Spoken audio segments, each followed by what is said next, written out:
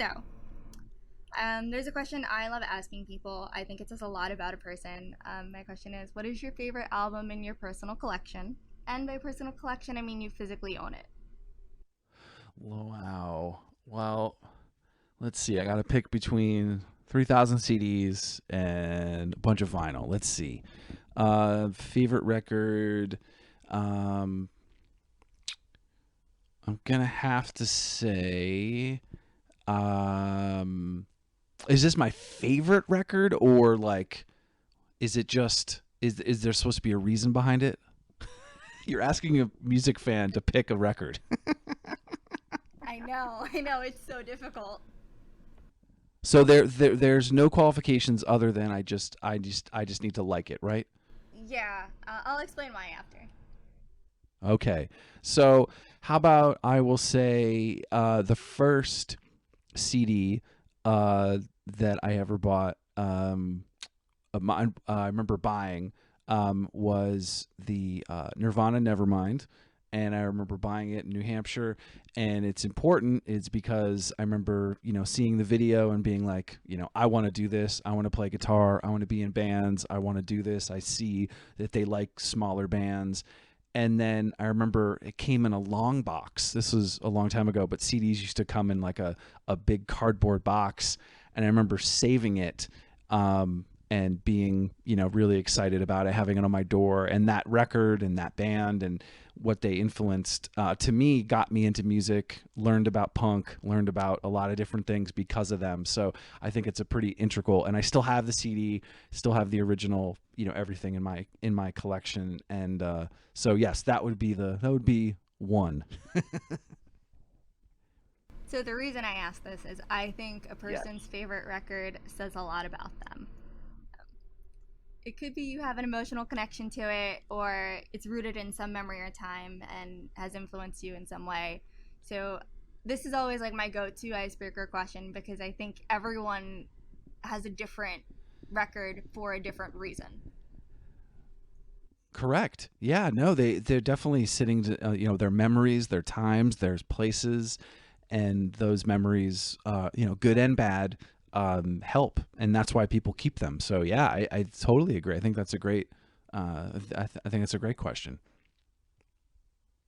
So I know you mentioned earlier that you started with college radio, and I know in 2007 you created WashedUp Emo, which I actually have been following for a while. So, Oh, thank you.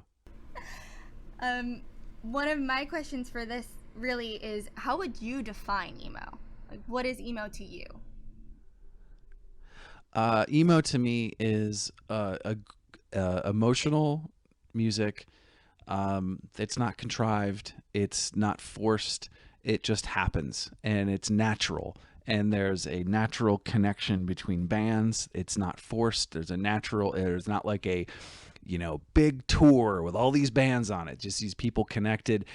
And I think of emo as a longer history than what most people think. So, to me, emo is a long history of music that started in the 80s and continues today, of bands, taking that same ethos and that same ethic throughout. And the bands that I talk to on the podcast or been focused on the website, are in and out of that world. So I think emo to me is that type of music. And it ebbs and flows. I don't control it. I don't own it. No one does. But I think there's a time when the music gets a little bit more, it gets a little diluted.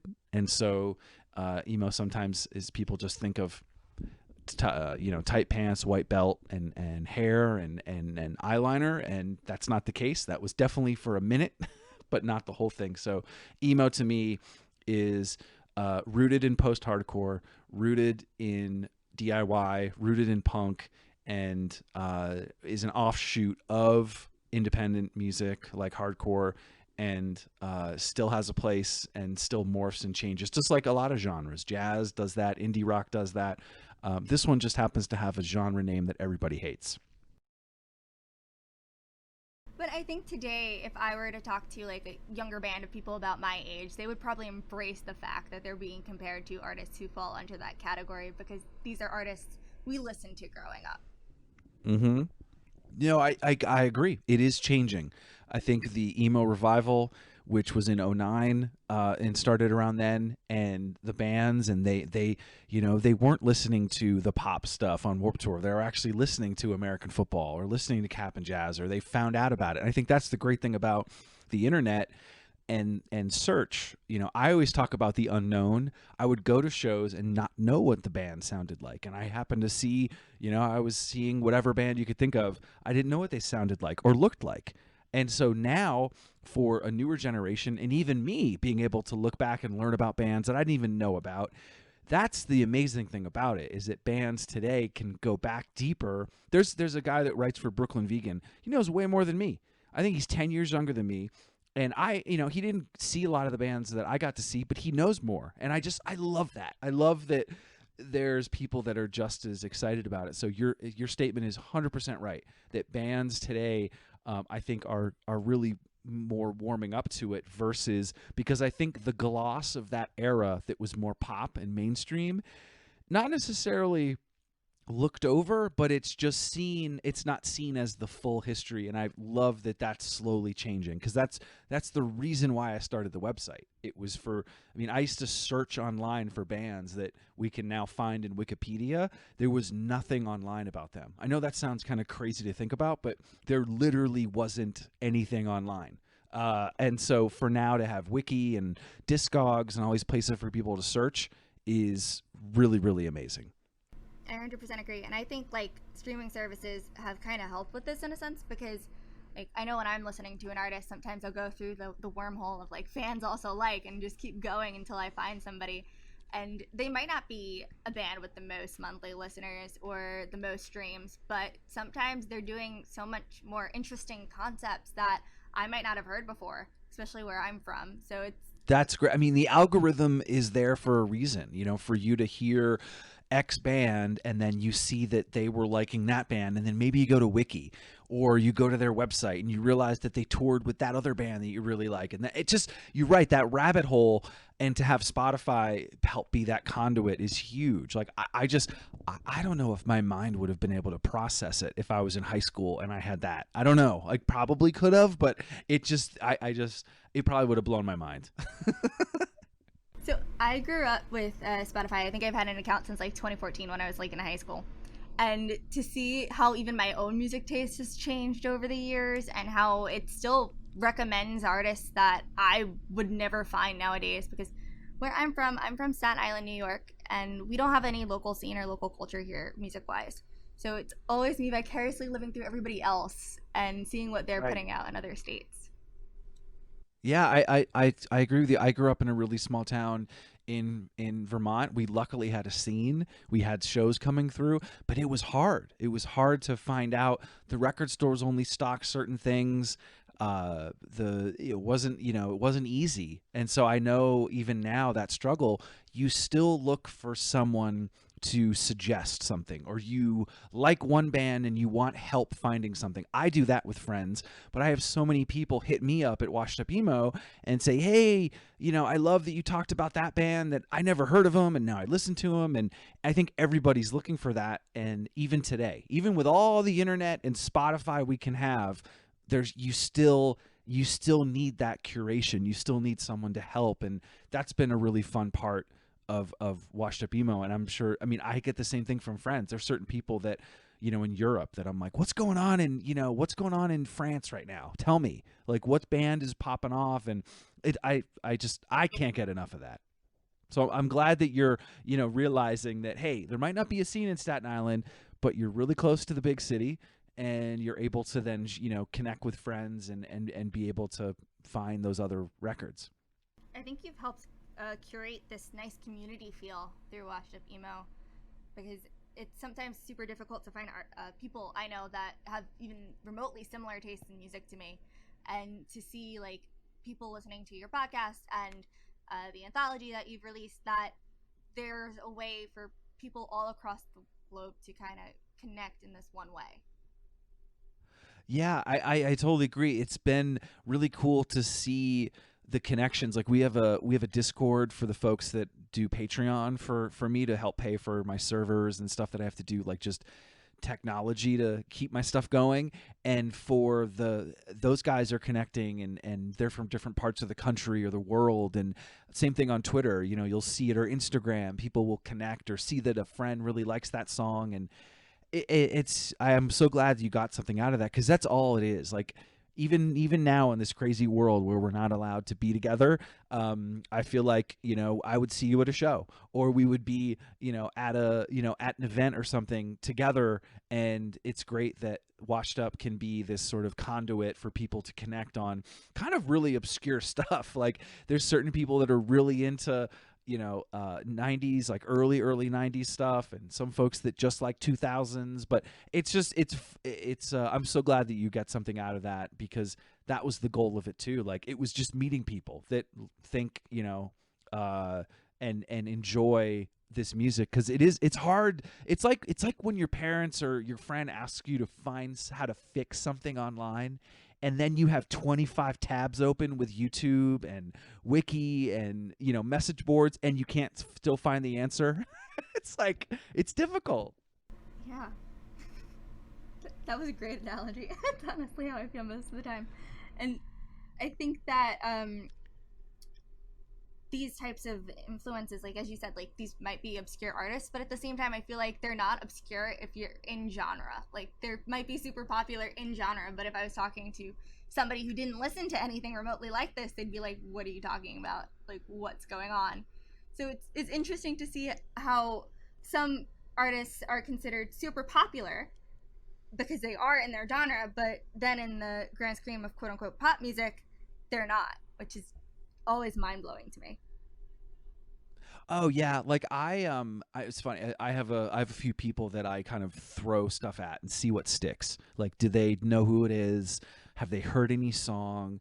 And it's a great gauge, because yeah, you and I could sit here and wax poetic about all these bands and think they're the hugest things in the world, and then you go outside or you talk to someone and they're like, I've never heard of them, or well, who are you talking about? It's a good reset to be like, all right, well maybe there's a new way to talk about this band, or maybe there's something else that I can do to help people understand their influence. Because unfortunately, and this is more like behind the scenes, and like there's a reason why the Rock Hall is a lot of major label bands. There's a reason why that most articles in Rolling Stone or Spin or any other outlet is major label or large indies. It's because they have money for publicity. They have money for marketing. They have money for advertising. They have money to get placements. And so it's tough for an independent to continue to have their name be mentioned throughout time, or throughout history, because a lot of times, just someone's only going to be able to have, to go look back on the newspaper clippings or the YouTube, or a website that was taken down 10 years ago that might be on the Wayback Machine, but maybe it's not. So that's been a big part of my doing with Washed Up Emo. I found out like a lot of these stories haven't been told, and yes, they're big to us, but I want to at least have a place somewhere else that people can go to and be like, oh, like if I search online, they're going to find a little blurb about them and a link to their site, or a link to their music on Bandcamp. That's the bigger play for me overall. Like I want to make it easier, because you and I might wax poetic about the Get Up Kids, but if no one's saving stuff for the Get Up Kids or keeping stuff online in some way, it will be forgotten, and they'll only remember, the pop bands. That got a little deep, but that's definitely I think about that all the time. Yeah, I 100% agree. I think like a lot of these smaller bands, um, they might not necessarily be small, but yeah, I guess they are small in the grand scheme of the music industry. But at the same time, like they will have a fan base, but they could eventually, unfortunately, be forgotten. And it's sad to think about that, because some of these musicians might have impacted someone's life in a way that no other artist has. Yeah, and I'll give you one example, like, of what could happen, and like just like a more of a trying to be positive about it, because a lot of these bands, these people, played music for 2 years, impacted a lot of people, and then like went away. They had a family, they moved to another country, and with the podcast, I've tried to find and track down these people, and a lot of times they don't want to talk, and it takes a long time to convince them to talk or want to have a conversation and publicly about them. And a lot of times these bands had no idea that people were still into them. And so some, I won't give examples because some of these are in process, but some of these interviews and things that I've done have led to bands reconnecting with each other, or bands finding things in their closet, or getting their masters back and repressing a record on vinyl, and realizing that all these people wanted to buy it. And so just being able to bring up something like that and help a band that maybe hasn't talked to their bass player in forever, or they forgot that people loved this record and it's actually not on streaming services, so let's get it up on streaming services. That is going to help continue these stories, but it's not always easy, and sometimes there's things that have been buried for a really long time that they're coming up to the surface again. So the history part of it is always complicated, but it's been rewarding to be able to talk about these bands that are obscure and only been around for 2 years, and then they have something new from it. And there's been countless examples of that. So it's been really, really great, and I think more of that should be done, and people should be thinking about that stuff now. I know a band doesn't think like that, like, oh, I need to save this flyer or I need to save this thing, but if they just do a little bit, I know in 10 years when their band's done, even if it's for 10 people, they're going to at least have some stuff to share with each other. And I think that's what you would want in life, because that's so cliche, but it's really short, man. We're not here that long. Like, let's enjoy what it is now. And sometimes it's harder for people to do that until later, but hopefully some bands will heed that. No, I'm actually quite curious to see your thoughts on this. What is your opinion of posthumous releases? Should the artist release it, or should they not? So if the band is broken up and they found like songs or something, I love it. Like if someone told me that Jimmy Eat World found a box of songs that they never released and they're re-recording them, hell yeah. I'm all over that. And I think I think if they're doing it the right way, and it's not 17 different versions of vinyl and box sets, and it seems like kind of like a way to just throw a bunch of kitschy things on top of the vinyl, no. But if hey, we found some songs, we're putting them up, this feels more complete, we're all happy with them, what do you guys think? I think it is worth it. I'm normally very vocal on this because I think it's something that's been happening a lot in the industry, and I think one of the things like I would like to see more is for artists to actually have a say in what happens. Like, I know sometimes, unfortunately, a member of a band might pass away, and then the band doesn't really know what to do. Do they go forth with recordings, or do they just keep them in a vault and never let the public hear them? I think there should be artist wills or something that the artists can have their own voice in a way where it's up to them. It's not up to a label or management or a production team. It's what they want. Right. Well, that is in the contract. So if they want to, the contracts that those guys sign, they need to put that in there, because a lot of times it does have those rights, because the label wants to have the rights to the master or rights to those streaming, and then sometimes they sign publishing deals. So they're signed, they get an advance and they sign a publishing deal. So you should get into being a lawyer, because you're going to help bands maybe have a better deal with, and some artists do have a better deal, but a lot of times those deals do include things like you just said, where they don't have say. I will say that the bands that I've dealt with over the years, both legacy acts, the Led Zeppelins, the Jimi Hendrix. There's relationships with their estates, and you don't do anything that they don't want to do. It's not like you're just doing these things, but that releasing music after a band is gone that's been forever. There's probably new ways of doing it. I mean, when it was vinyl, they did it. When it was tapes, they did it. When it was CDs, they did it again. When it was vinyl got back hip, they did vinyl again. Digital, a new digital release, like it's kind of old as time, but I don't disagree, or I don't think that you're wrong in saying that these things should be thought about. And but also bands morph and change. I mean, Journey has a new singer, even though Steve Perry's not with them. They celebrate Steve Perry's catalog, and they celebrate this new kid, the new kid from the Philippines that sings for them, that they found on YouTube. AC/DC has had multiple vocalists. Certain bands change guitarists. So I think if the core is there, I mean, Saves the Day. Chris has had a lot of different members. He's had this team for a really long time with Arun and a bunch of other guys. So, but things morph and change, and I'm actually okay with as long as it doesn't go off the rails. If there's no original members, or that era of that band is now completely different, like, yes, it's going to dilute it. And so anyway, long-winded answer, because I think about this stuff a lot too. I really think it's got to be the respect with the estate or the band that you have as the label or the publisher, and you have their approval or the estate's approval to do things. And then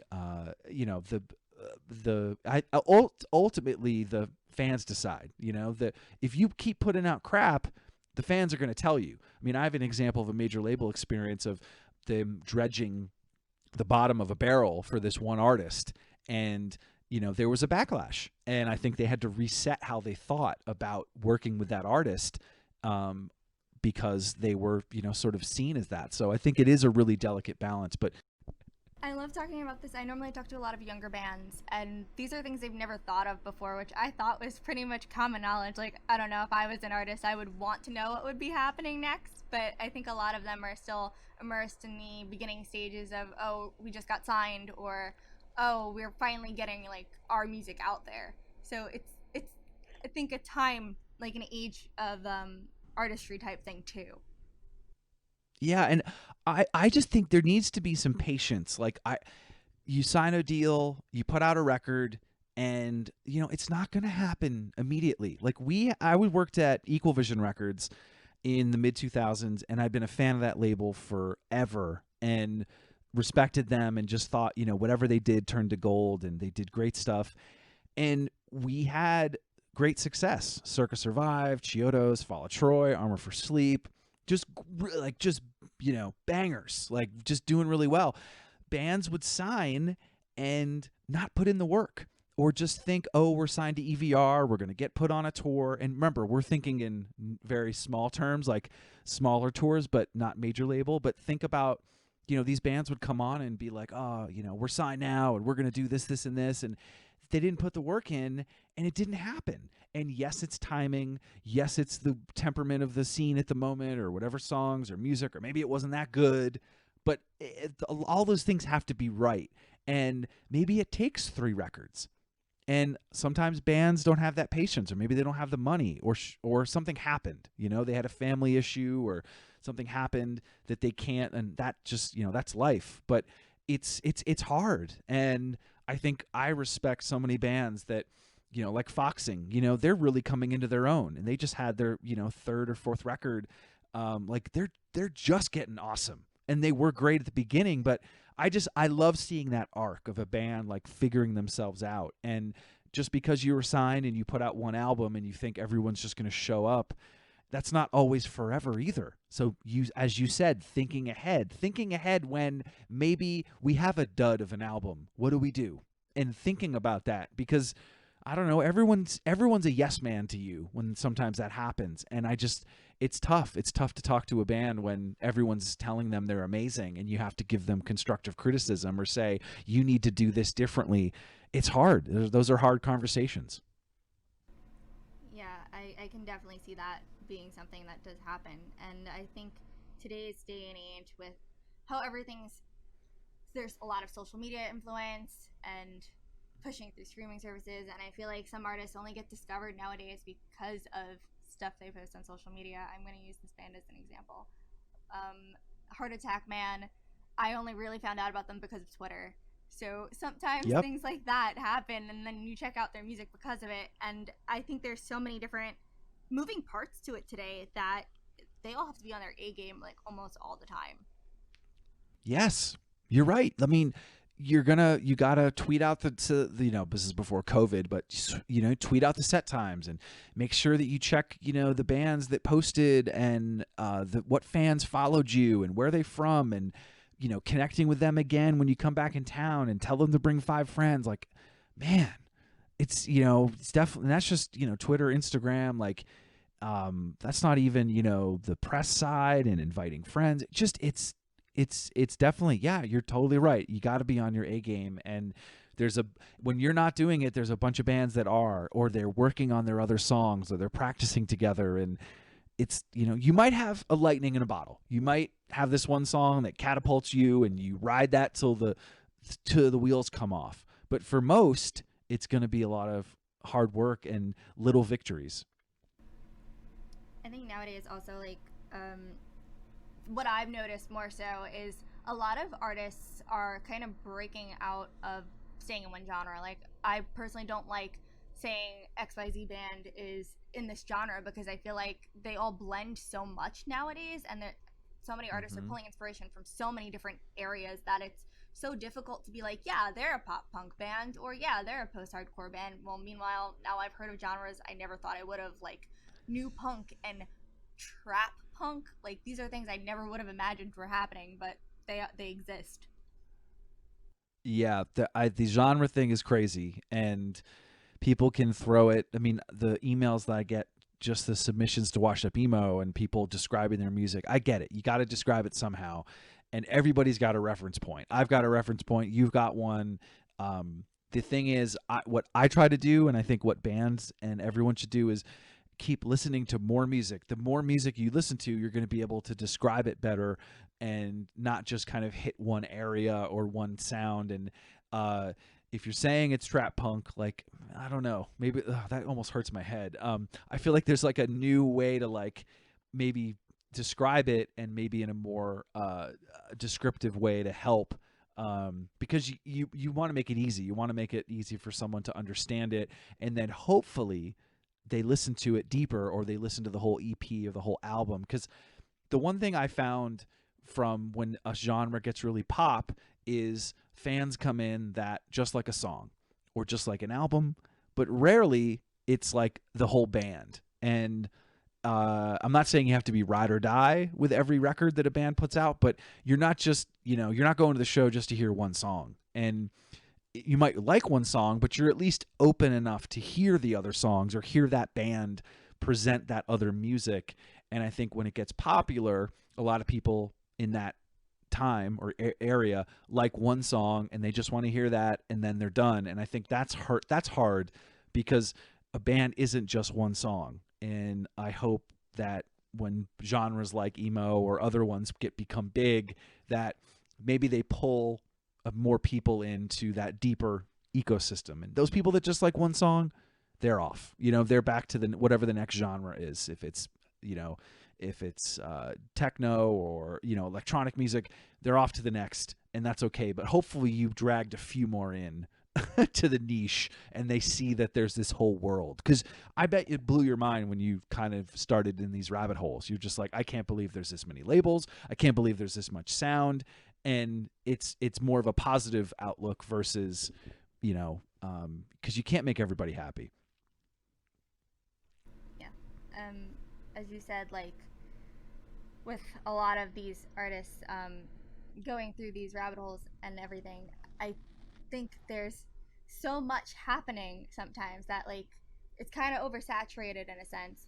And I know, at least from my own listening experiences and the people I do talk to who actually listen to something similar to me, I think those, like, this genre specifically, more people are willing to listen to an album in full, or willing to listen to a discography, instead of listening to that one popular song that was on a playlist, and Right. that's all they know the band for. But I think that people who actually go through discographies and albums front to back, how they're supposed to listen to them, how it's intended, are more so present in the emo genre. Or, yeah, I guess that's the best word for it today.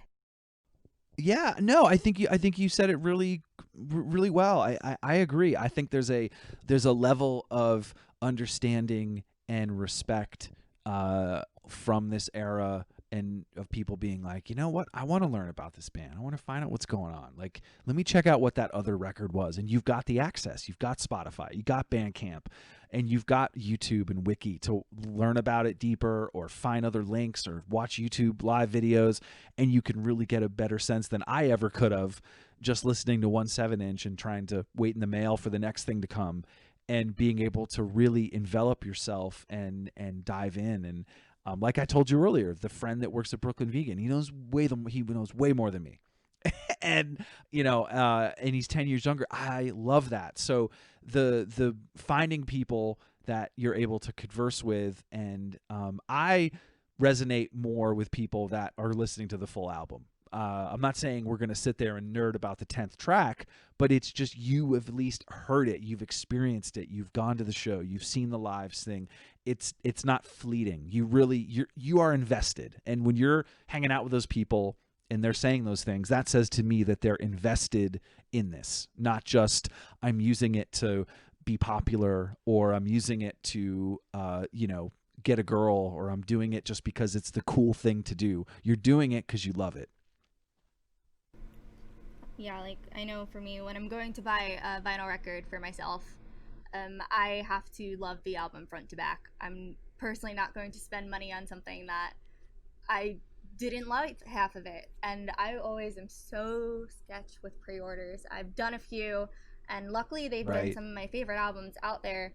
But it's always something that these records are put out because the artist is trying to tell a story and trying to root something in a place and a time. And one thing I love about the music industry and music in general is because an artist can release a song, and 5 years later I can have the same emotional connection to it that the artist did when they released it for the first time. So it's timeless like that. Yes. I love that you said that about vinyl, because I just, CDs are actually my different collecting is different. CDs, I have CDs, and I used to have like thousands because I worked at the radio station, and I used to have so many. And then I purged, and I really kept only things that weren't on streaming services. So I kept stuff that wasn't, if it was a popular band and they had a record, I sold it or I gave it away. With vinyl, I like, people are like, what's your vinyl collection? And I was like, actually, it's only stuff I listen to. And I don't just buy the chocolate swirl because it's chocolate swirl. I buy it because I listen to it. And so my vinyl collection is actually really small because it is only albums I'm going to listen to. Yeah, I always get excited when they have variants that are released because, like, for artists I listen to, sometimes it's like you're one of 250 other people that have the record, Yes. but every vinyl is different. It's unique. Yes. That's so cool. Yeah, exactly. Actually, there's a couple bands. I have two bands that I collect everything. And so, yes, you're 100% right. If they start saying, hey, there's a red one, I'm like, okay, I'm all in. Just give me. But not everybody. Do you mind if I ask which one? Jimmy Eat World. Nice. Yeah, it's insane. It's insane. Yeah, it's been a lot of things. Yeah, I have a lot. So it's like, I found a neon sign of theirs on eBay that I bought. I've had some friends help me fill in some holes of some things that were out of print. So just really fun. Like, but I don't do that for a lot of bands just because it's time consuming and everything's online. Not everything, but I feel like this is some part of the downside of today's digital age. As I said earlier, I kind of grew up in the digital age. I grew up on MP3s and maybe not a lot of CDs. I did have some growing up, but not a lot. And nowadays, one of the reasons I collect vinyl is I want something tangible. I want something to root me to that moment. It needs to be in my hands to be real, kind of thing. Like, I want to own it for a reason, not just to have it. Right. I love that you say that, because it's kind of, I mean, not segueing to the book really, but like that's what led me to the book, because I had all these people that loved the podcast. I mean, I've been doing it for almost 10 years. At that point, it was this 3 years ago, so 6 or 7 years. And I was like, all these people love the podcast. Like, what I would want is be able to read it. It'd be really cool to just have it and be, feel like I had something on my shelf. I love books. My dad got me into reading really young, and I just fell in love with it. So I'm constantly reading, and school ruined that for a while because they force you to read, crap that you don't want to read. But after school and being able to read, it was like, I'm going to do a book. And it was really fun to put that thing together, because no one, told me to do it. I just was like, I got to do this. And I, just like you said, I need something. The reaction was crazy. I mean, we sold out in 6 months of the first volume of the anthology series. And it was just so rewarding to be like, all these people, they can go listen to the podcast right now and hear that same story, but they wanted to read it. They wanted to have it on their shelf. That's really cool. And it inspired me again to do the second volume, which I just announced, and hopefully more volumes. But it's that exact thing of like, I might have had a 2-hour conversation and that person downloaded that, audio, but it's just not the same to feel it, touch it, see it.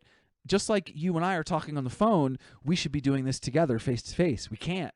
There's something missing. And maybe there's something missing when I think certain things aren't, with you. And I love how you said that the reason you made the anthology was to have that tangible item. And I honestly think that it's different experience. Like, yes, listening to the podcast is a great way to hear the artist actually say the words. But when you're reading it, you're hearing it in your own voice and your own head. And it's something different. But even though it's the same content and context. Yes. It's funny. And editing it is different. So editing for audio, I edit my own podcast and I edited the book. It's different. It was almost like I was laughing at different things or listening differently or reading differently based on what I was doing. It was a really interesting process to edit for the book and kind of realize quotes from someone that I didn't realize were so compelling while editing the audio. So I learned a ton, and I think you're totally right. I got stuff out of it just editing it, and I think you're right. You put it in your own head. You've got your own experiences. Like, I have a hard time. Like, I can't have any noise when I read, or I can't. I get distracted. So reading to me is a very silent thing, and I think podcast, even though it's just people talking, sometimes is hard for me to concentrate because I just want to listen. So with books, I don't know. Do you get what I mean? Like, there's like a different feeling when you read. For me, I can't have like noise happening. No, I get it. I am the type of person who would honestly prefer to read the transcript than to watch the video. Which I do watch the video or listen to the audio, but reading the transcript, I can find, like, obviously when someone's talking, they have different inflection in their tone, and they're going to emphasize different things than I might when I'm reading it.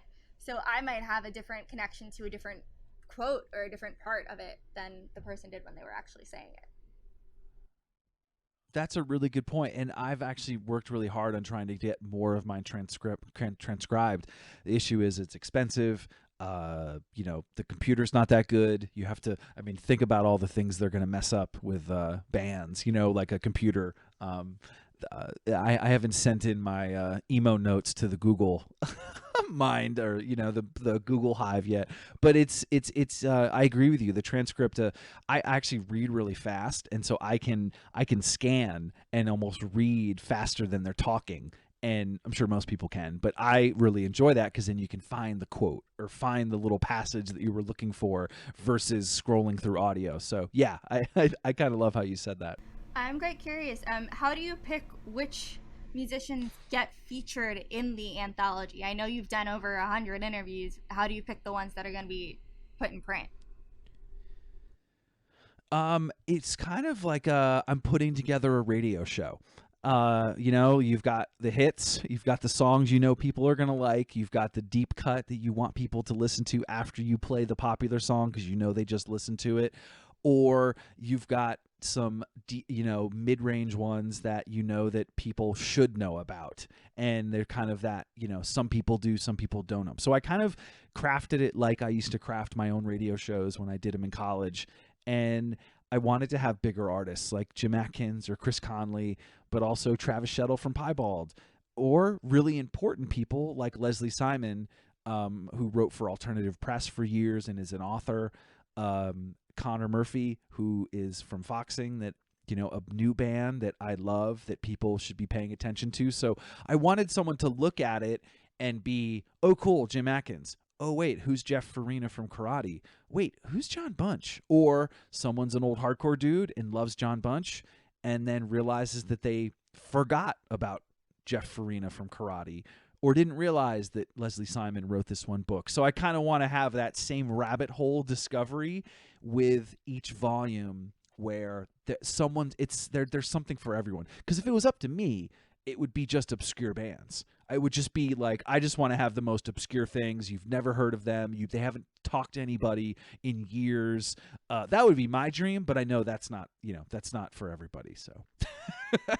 I love how you said that there are artists that are going to draw certain people to it, and then they're going to discover so many different people from it. And I do really appreciate the fact that your anthology is not just focusing on musicians, it's focusing on authors and other people who have had instrumental and influential portions in the industry. So it's something basically for everyone. Yeah, people I think, I got some criticism, and I think it's fine to have criticism, but they're like, where's the women, and I go, well, there was some in the first volume, there's some in the second volume, but most of these bands are dudes. And it's been a huge conscious effort for me to find more women from the scene, or find more people from the gay community, or other just everybody, and finding these stories. And it's hard. I'm not saying it's not possible, but it's so that's something I'm really conscious about. But the reason Leslie and Trevor, they wrote Everybody Hurts together, a really funny emo book. They both worked at Alt Press, and it's such a cool perspective. And to have them on the podcast and just, talk to me about what was it like working at MySpace when like that was crazy happening and all the bands were on it, or what happened at Alt Press when My Chem came out. Like you can't get that from an artist. And so, yeah, I find that those are just as interesting. Like I've had label people on. I had someone from Hopeless come on and talk about why he signs bands and what he looks for, and that's exciting. So yeah, it's more I'm a really curious person. Like I almost annoy people with questions and how does that work, or I'm looking up in the sky and being like, why is the moon there today, and I'll go look up on my phone and look at it. Just I'm constantly searching for answers to things, and for this book I'm hoping that someone picks this up and finds out about Leslie and realizes that she wrote, this other book, and then she's friends with this person that also wrote all these things. It's been really fun. My only, not regret or just like bummer is, some people say no, and someone's, they'll complain and be like, why haven't you had this person on? I'm like, dude, I'm not God's gift to interviews. Like some people say no, some people aren't ready, some people aren't in the right mood, and so that's been the only thing. I just wish I could kind of like disclaimer, like, guys, some people don't always say yes. That is so true. Yeah, it's hard. Like it took. Here's the other thing too about, we talked about bands putting out one album and kind of thinking like, podcasting's hot, and I'm not saying I just happened to do this a long time ago, and I connected with friends I knew, and I didn't have Jim Atkins at the beginning. I didn't have Chris Conley at the start. I had connections or mutual friends, so it was made it a little bit easier. But it took a lot of effort to get to this point where I could interview a lot of bigger people, or people say, yeah, like Lauren from Churches was totally down, and we had a great conversation, and she loves emo, and we talked about bands, but that wouldn't have happened in my first year or first 5 episodes. So it's just, I constantly try and remind myself, or I'm humble, I'm not, and also I don't take offense if someone says no, or if something doesn't happen, because everybody's, dealing with their own stuff. No, I 100% understand. I've cold emailed people so many times, and it's always a journey in and of itself. And like how you said in the beginning, it's grown so much over these, I don't know, 13 years or 13, yeah, 13 years. Yeah, 13 years of the website. Yeah. That it's incredible to see the growth too, like how you started and the people you're interviewing now, and everyone you've spoken to has had some important influence on this moment in history that I feel like most people forget about or don't even talk about anymore. Yeah, and it's also, everybody has a podcast, so no one's going to promote each other's podcasts. Like I might, the John Bunch episode, yes, I had some press around it. I'm not picking on this one, but just overall, that was John's last interview ever. He passed away shortly after interviewing him, and that was a big responsibility, and a big responsibility to his family and his fans. And like, I just felt this immense pressure, but I knew I was getting his story out, and that's why he's in this book, because I just want his story to get out and more people to realize who he was and his influence. I mean, early 90s, like Sensefield took out all these bands. Sensefield connected bands back then. Like, he is an icon, and he's not talked about enough. And that's why, that's why the book looks serious. That's why the book looks like a history book. Like, I want it to feel serious. This is not a joke.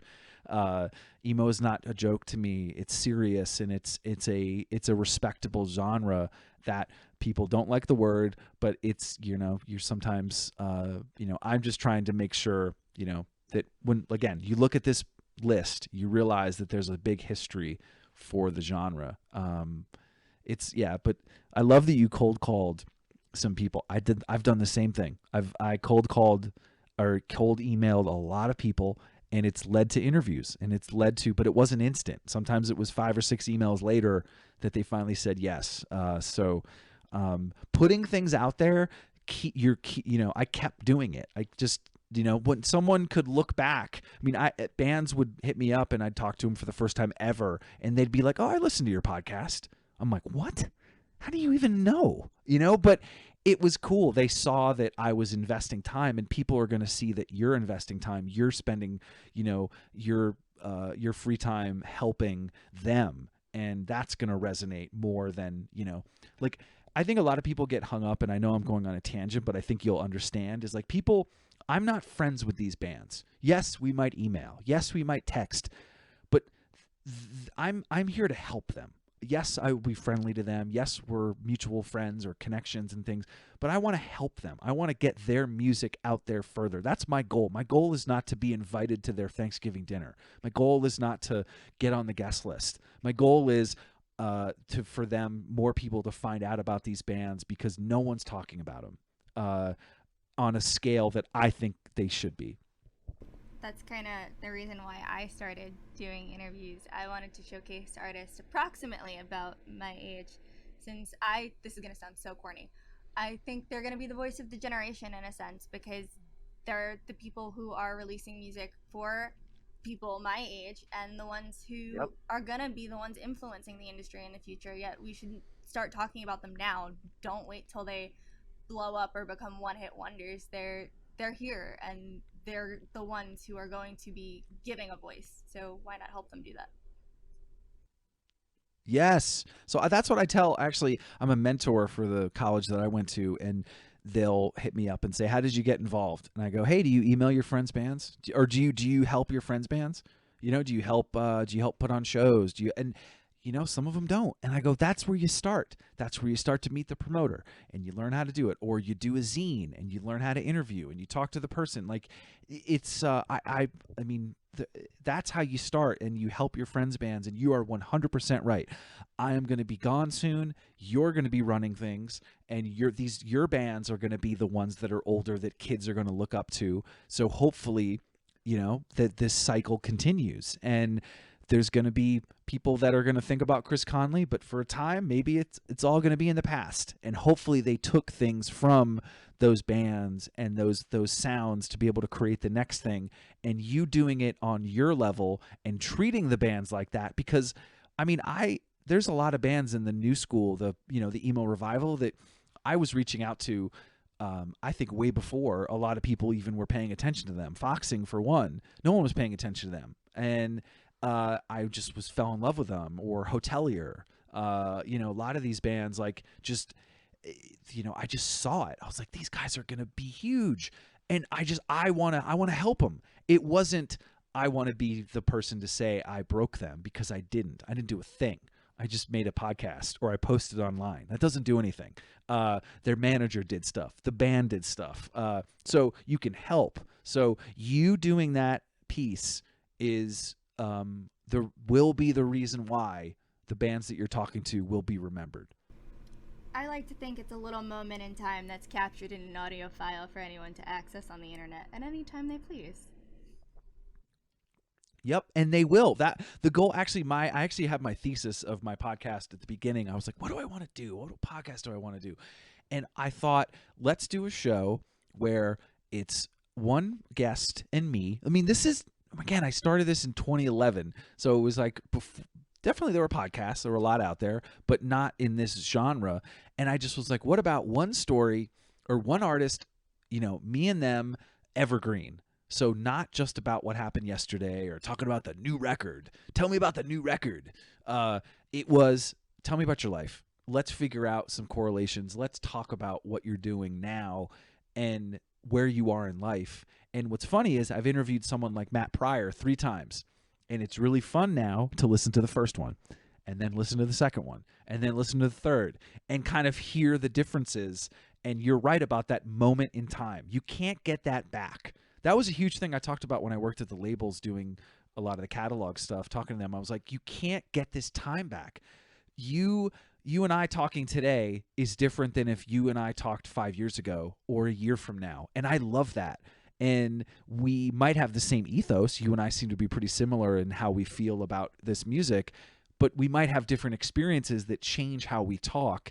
And that's important. It's not like they only interviewed Bob Dylan or Bruce Springsteen once.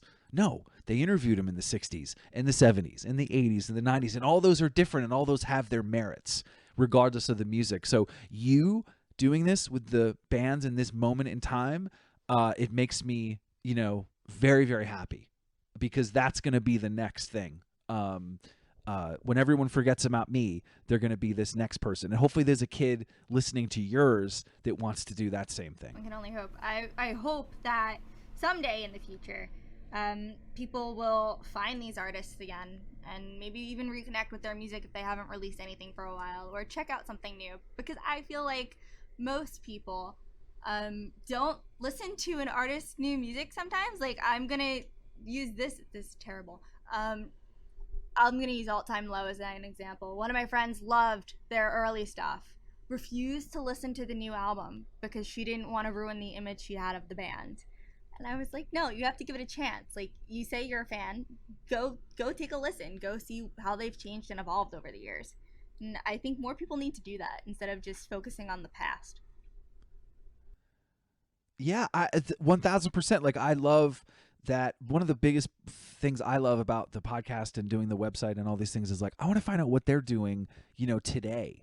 And, Tim Kasher is a movie director, and finding out what he's creating as he's scoring movies or working with people to score movies. Like, that's exciting because you can hear pieces of Cursive or Good Life in what he's doing.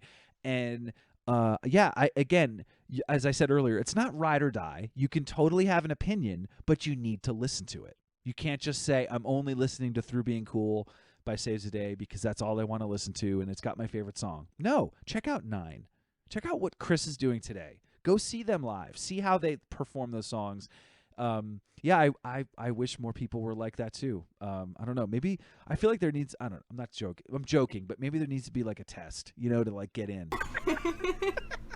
That's the other thing too. I'm not a gatekeeper in like what is or what isn't. I've actually been laying off that for a while, just because I understand that the genre changes and morphs.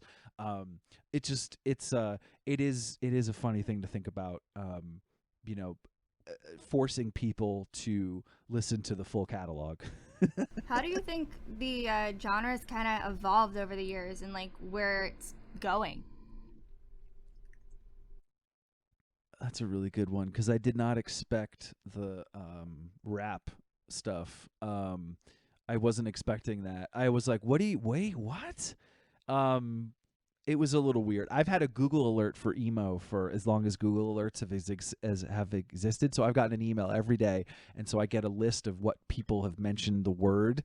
And it's been funny over the years to see who mentions it and what happens, and I can kind of see trends before it happens. And so I think if I am predicting where the scene goes, I do think that it will be a little bit more underground, but unfortunately the pop thing will probably come back. I think it's going to be a little bit ridiculous for a few years of the white belts and the hair in the face era. I think that's going to have another little resurgence. But then that's going to, be fleeting. And then it's going to, I think, revert back to people finding, the classics, or, listening, saying that, the hotelier, maybe being influenced by that. As you said about the pop music kind of resurgencing like that, I can kind of see that happening based on people I've spoken to, just because those are the artists that were around when I was growing up. So I think everything in this genre is very cyclic. Like, everyone's going to reference an artist maybe that came 10 or 20 years before that inspires them. It's not always someone right now in this moment that's inspiring somebody else. It could be like I've listened to Taking Back Sunday and Jimmy Eat World and like bands like that from the early 2000s, but I was like 6 when they were releasing. You're totally right about those bands. Like, there was a kid that I went to go see, Maritime, which was a couple guys from Promise Ring's band after Promise Ring, Davey and Dan, and a kid in the audience, like super young. Like, I think they might have he might have been 14 or 13 or something, and he kept yelling out a Promise Ring song.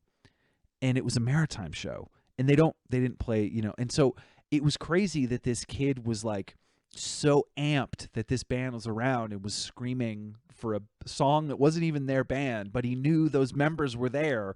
And Davey had a really great, the lead singer had a great answer for him, and kind of talked to him about it. And it was just a really cool moment that kid was super young. He wasn't even alive, and was experiencing this band and came to the band's other band. Like, you could tell that he went into the rabbit hole.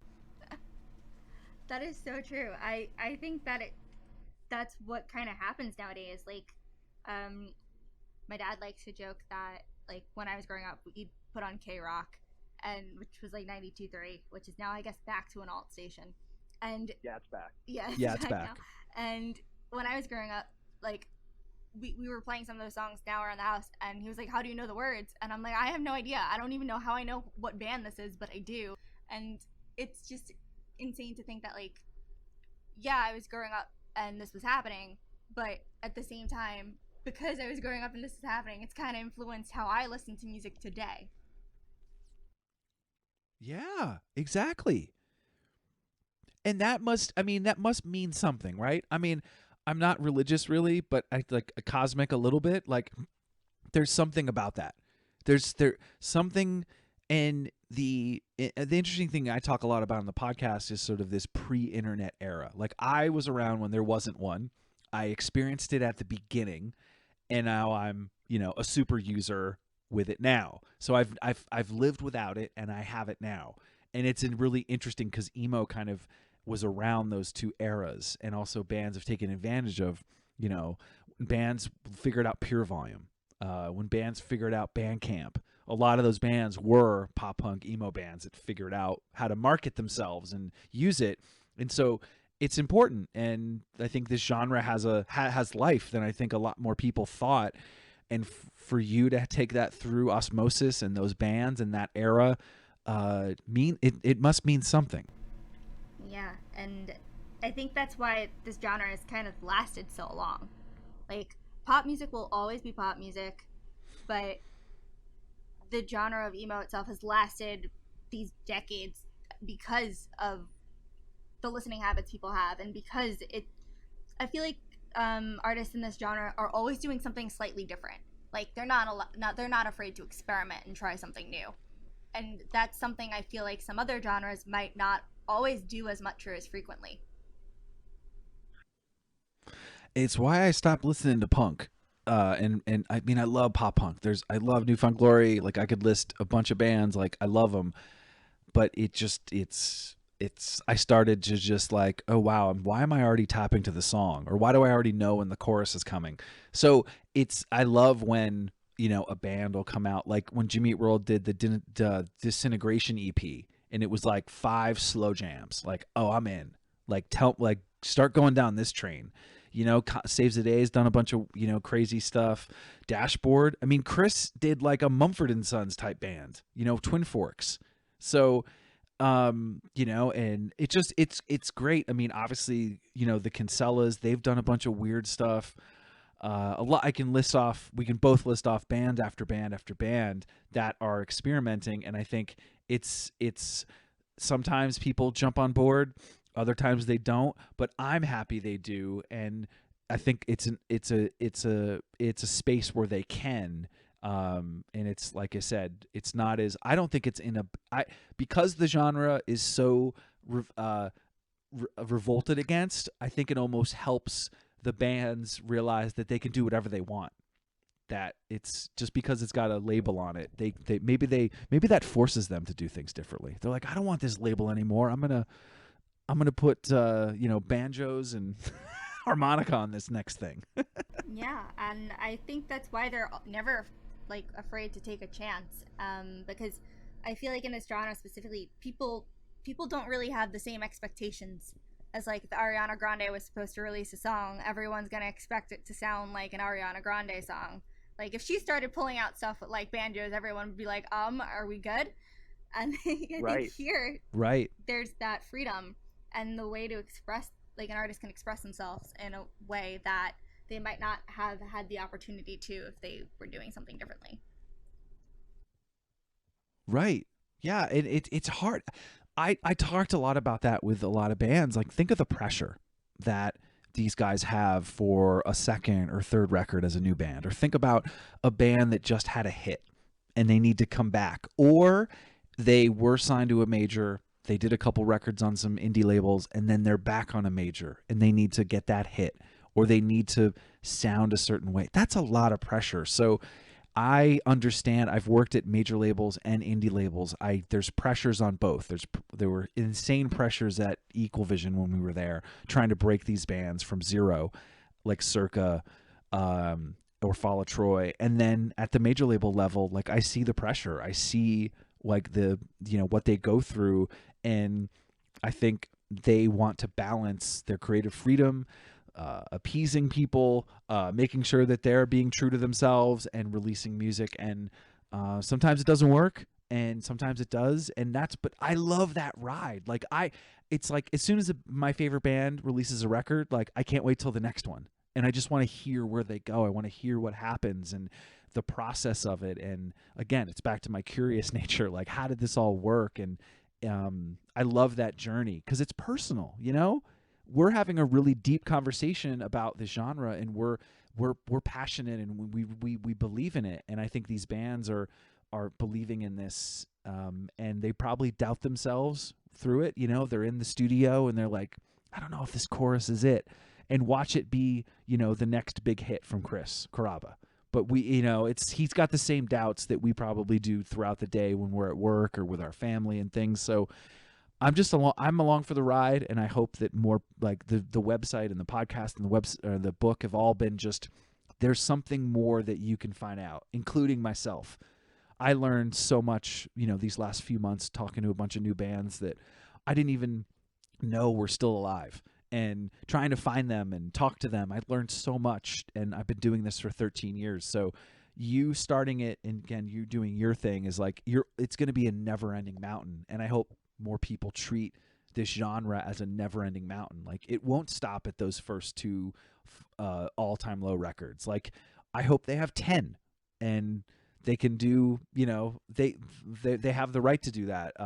And I hope, people go along the ride for them. No, I agree. And I know, like, at least recently for me, I love going through a label's roster because I feel like I've gotten pretty good at guessing which artists, if they are signed, what label they are signed to, just because I feel like each label has their own type of vibe set to it.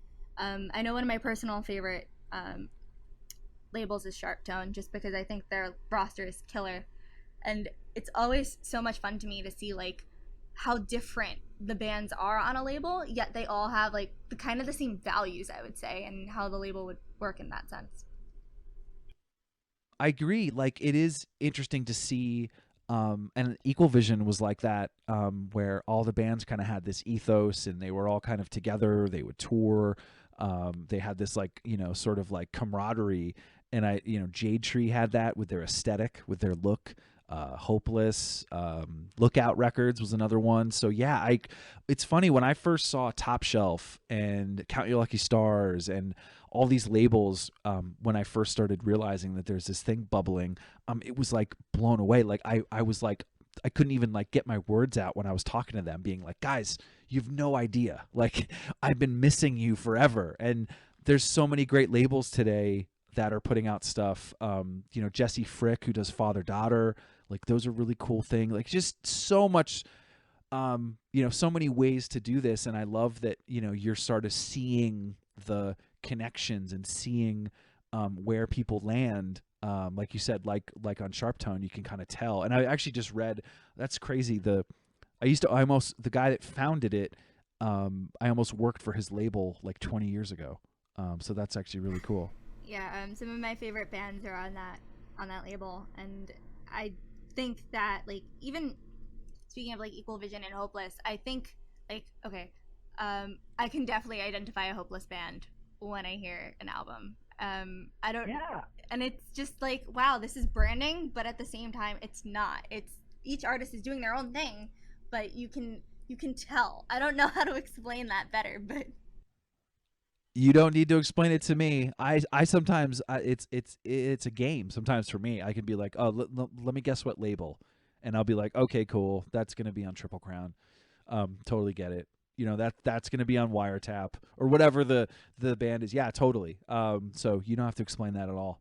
Do you think that the underground resurgence will happen, and when it does happen, do you think that it's going to be a new wave of emo? I think there's always going to be a new wave. There's always going to be a band that's going to change things and turn things on its head. I can give just, I think one example, which is really helpful, is, when Coheed released Second Stage Turbine Blade. And I remember hearing it and being like, this is going to turn everybody on their head. I'm not saying it's just emo, just thinking just genres itself. Hearing Coheed, hearing Second Stage, and being like, dude, this is going to be huge. People are going to flip. And, the Slow Slog, them opening up the Equal Vision showcase, for CMJ or South by, or them starting to move up the ranks or playing bigger venues, up until them playing Warped Tour. And if I get the story right, if it's wrong, someone can yell at me. But the way that the story goes is Kevin Lyman called Equal Vision and was like, I have to move the band. I forget what year it was. It might have been a year after the record came out, saying, hey, we have to move them to a bigger stage because the stage they're on, there's so many kids, it's moving the stage when they play. So how crazy is that? Like, the band, like, so many kids were going to, the Ernie Ball stage or wherever the hell they were, and they had to move them to the main stage. Like, that's that. And so many bands, started kind of playing like them or trying to do like what they were up to, and they were so different and they were doing their own thing, and I love that. I don't want to hear, like, when I think Circa Survive was the same thing. All these bands started copying it, and I'm like, dude, we don't want to sign more Circa. We want to sign your band that sounds different. And Circa, yes, you can sound like it, yes, you can be influenced by it, but it got to be such a copy. So I think what I hope is there's a band out there right now that you and I don't know that's in their basement, or they're socially distancing in their basement, and they're playing something and they're influenced by all these bands or whatever it is, or something that their parents played for them when they were growing up, and they're going to play something new. And that's what I always wait for. Like, I have a submission on WashedUp Emo that I get bands from around the world. I get maybe 10 to 15 a week. And I got to be honest, 1 out of 50 is something absolutely amazing. And I share it with a label friend, and I go, hey, you should probably check this out. This is actually really cool. You should do something with them. And I'm not saying the other ones aren't good, but like, there's always going to be these diamonds in a rough. And I will say, last story for this one, because I think you dig it, is, did you know that Saves the Day was an unsolicited demo to Equal Vision? I did not know that. So Chris just sent the record, or tape rather. And I forget the whole story, and I don't want to mess it up, but supposedly, like, it was an unsolicited demo. They listened to it, they thought it was really cool, and they started working with him and realizing that this thing could be really cool, and then he got a band together. But that was an unsolicited tape sent to a label. And I just think that still happens, and you shouldn't, bands out there should not give up when they're thinking about their music, and send it to your favorite label. Try to meet the guy that does the A&R and do that stuff. So anyway, I thought those were helpful stories to kind of be like, Coheed, out of nowhere, people flipped out, and then, Saves the Day, out of nowhere, someone picked it out of a mail bin. I think those are some of the best stories in a sense, because like, they're unexpected. And I think that the unexpected is something that maybe we should be expecting more of, because we never know when it's going to happen. And once it does, it's like, oh wait, this is the sound that we were looking for. I didn't know we needed. Right. I mean, I felt that way when I saw Foxing. I was like, uh-oh, some new kids on the block. Like, this is going to be ridiculous. Like, kids are going to flip. And I'm not always right. But I've been doing this a while, and I can kind of like tell when the band's in it. They've got it. They've like, and I'm not saying, I'm not like a radio guy being like, you're going to be on the radio. I just think like a scene is going to get stoked on you. And I think I don't think you realize, that what's going to happen. And sometimes I'm wrong, but a lot of bands, more people there. Well, it wasn't just me thinking about this. The label wouldn't have signed them. The booking agent wouldn't have signed them if they didn't think it as well. But I was part of it. I was not part of it. I was one of the people to kind of say, hey, this is really cool.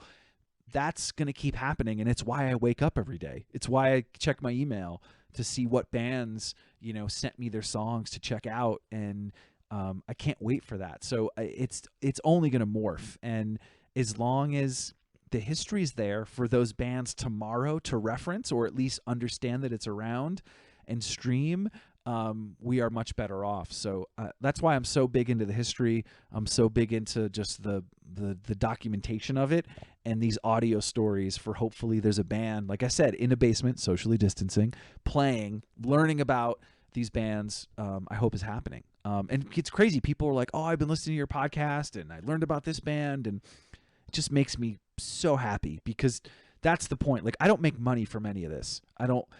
The book, all the money goes back into the next volume. All this stuff, the Patreon pays for, my server and things that I have to pay for to get the site up and running, and all these business things that I didn't think I had to deal with. I have a job. I have a life. This is the fun. And I think, that's why it's kept it. That's why I think I've been able to still do it. It hasn't been a stress. I think if I had to rely on my podcast, I would only have like popular people, because I knew that would keep the lights on. I don't care. I want to have, like, I just had the guy from Hoover on, and he's a pretty obscure. They were on Discord in the early 90s, but they're pretty influential and from the DC scene. And like, it's not that big, but they're important to me. So anyway, that's the long-winded answer, but that would be my hope. That the next thing is something that we just haven't checked our email yet. I absolutely love how passionate you are about this, and I think that is something that is, I feel like more people should be passionate about it, just because, like, I don't know, like, I listen to music probably for most of my day. Yeah, probably like a good chunk of my day. And I don't know, I feel like I wouldn't be able to live without it. And to hear that like you're talking to artists who have had an impact on your life, or even just have made an impact on other people, is something that should be captured and should be here for people to have. Like, in undergrad, I was a history major and a math double major, but I was a history major, and having those archives of even just like going through somebody's archives and seeing like what was kept and what was curated to be kept. This kind of reminds me of that, because you're keeping this history alive and rich and thriving. That's the whole goal. And what's funny is, and if it's actually, I feel like my job today in my life, my professional job, is archiving and catalog marketing for artists. And it's funny because I've been doing it, my whole life, and I didn't realize it. And now I'm getting paid for it. So that is my job. I teach artists, estates, people how to document, how to archive, how to catalog their history, and do it today for tomorrow, and teach them what to look for. I help them figure out what to do with it. One example would be, I worked with Jeff Buckley. Do you know who that is? I don't, I'm sorry. No, don't apologize. So Jeff Buckley was a singer-songwriter in New York, and beloved. And he tragically passed away, and he drowned, and he only had like limited releases of music, and he was signed to Sony. And his catalog, he did a Leonard Cohen cover of Hallelujah that I'm sure you've heard. It's a very famous like cover of it. So anyway, he had there was a as we talked about earlier, a posthumous release of demos that he recorded in the studio that were never released. The idea was, hey, let's not just put this out, like, what does this mean? And what I ended up doing is I realized that there were all these photos that the A&R guy was putting together in the packaging, and it was some vinyl, like vinyl records. And I asked him, I go, what's that? And they're like, oh, it's a photo of Jeff's record collection. I was like, what do you mean, his record collection? And they said, oh, this is, Jeff's mom has his records in storage that he owned. And I'm like, oh, this is kind of cool. And a website popped in my head, literally just visualized in my head. I was like, how cool would it be if you could use the Spotify API and listen to Jeff's records on a website as if you were sitting with him, his vinyl and CDs. And so I talked to his mom and convinced everybody. That a lot of people were skeptical because this hadn't been built before. No one built it. I just came up with the idea. I didn't even know if it could be built. I found a digital agency to build this, figure out with Spotify how to use the API to pull in music. And we cataloged, I think it was 470 records of his, built a website where you could scroll and listen to what Jeff Buckley owned in his record collection. So what happens every year on his birthday and his death? Website spikes in traffic because people want to experience him, because you can't anymore. You can't sit with Jeff and talk about what records he owned, but you can look that he had 4 Fugazi records or 5 Miles Davis records, and you can experience him. So if you're a guitar, a lot of guitar players love Jeff Buckley. So if like a guitar player realizes Jeff Buckley was around, they can go find this website off his official site and experience him on a deeper level. So I hope that's kind of like my love of this is really deep in, I'm going to do the same thing for Jeff Buckley as I would do for Jimmy Eat World, my favorite band, or anyone else that comes into my and who's dealing with me. This is important. This is important for you. For you might not know who Jeff Buckley is, but there's probably, there's a million fans out there that do, and there's a million more tomorrow. And so that's in place forever, that people can experience him. And then that just came from one photo that they were just going to put in the packaging. That kind of reminds me of how the first question I asked you is what your favorite album in your personal collection is, because I think, as you said, like this project, you can listen to all of Jeff Buckley's albums in his collection, and that gives somebody who loves his music a better chance to understand him as a person. Yeah, exactly. That's what it did. And I meant the anecdote. The last anecdote is, so there's a college rep program for Sony, and they invite all the college reps to, this was a while ago, I'm sure they still do it, but obviously not now in the COVID. They invite all these college reps to New York and they present all the labels, Epic, RCA, Columbia. They kind of present what's going to come out. Legacy, the catalog labels, Sony does the same thing. So the Sony guys they were talking about, all their, the Elvis release, and this next thing's coming out for this artist, and this thing's remastered, and 20th anniversary, 40th anniversary of this, and Bob Dylan this, Miles Davis that. They didn't mention Jeff Buckley. And it's fine. I was, it wasn't the time and place. But this girl got up at the end and hey, anybody have any questions? And this girl got up and she was like 19 and she's like, hey, I saw the Jeff Buckley record collection thing and I got into him because of that. Are you guys going to be doing anything else with Jeff? And I'm in the back, like fist pumping with people and like high-fiving. And it was like so cool. There's a girl, 19, just found out about Jeff Buckley because of that, and now is like asking about more. And that was to me being like, there's this, that it doesn't matter your age. And like I told you, the guy from Brooklyn Vegan knows way more than me about emo.